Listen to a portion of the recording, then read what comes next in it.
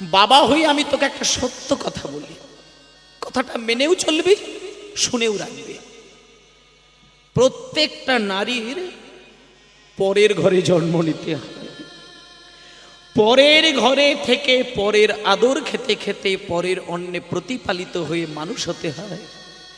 একটা শুভক্ষণ আসে যেদিনকে আপনজন এসে তাকে হাতে ধরে আপন ঘরে নিয়ে যায়। তাই মারে তুই কাঁদিস না, তুই কাঁদিস না, আমি তোর বাবা, আমি এতদিন কর্তব্য পালন করেছি, এবার তো তোর নিজের আপনজন এসেছে, তার হাতে ধরে তুই বেরিয়ে যা। তোর স্বামী দেবতা, তার হাত ধরে বেরিয়ে যা, জীবনে তোর দুঃখ কষ্ট হবে না।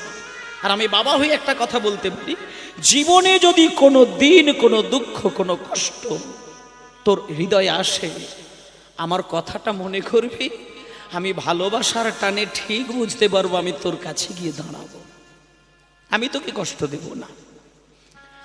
সঙ্গে সঙ্গে চন্দ্রশশী দেবী বাবাকে কাঁদতে কাঁদতে বাবার কাছ থেকে বিদায় নিয়ে বেরিয়ে গেল।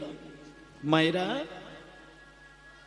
কোন রকমে বাবা মাকে প্রণাম করে ছাড়তে চায় না, তবুও বেরিয়ে গেল।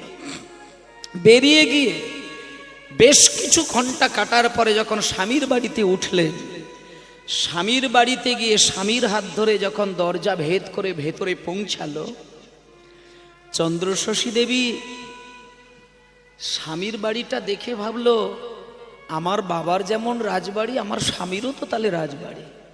আরে বাবা, বাবা তো জমিদারের ছেলের সঙ্গে বিয়ে দিয়েছে, অসুবিধা তো হবে না, কারণ বাবা জানে যে আমার মেয়ে আমার আদর খেতে খেতে বড় হয়েছে, ও দুঃখ কষ্ট বোঝে না, ও অভাব বুঝতে পারবে না, ওকে অভাবই দেখে দেওয়া যাবে না।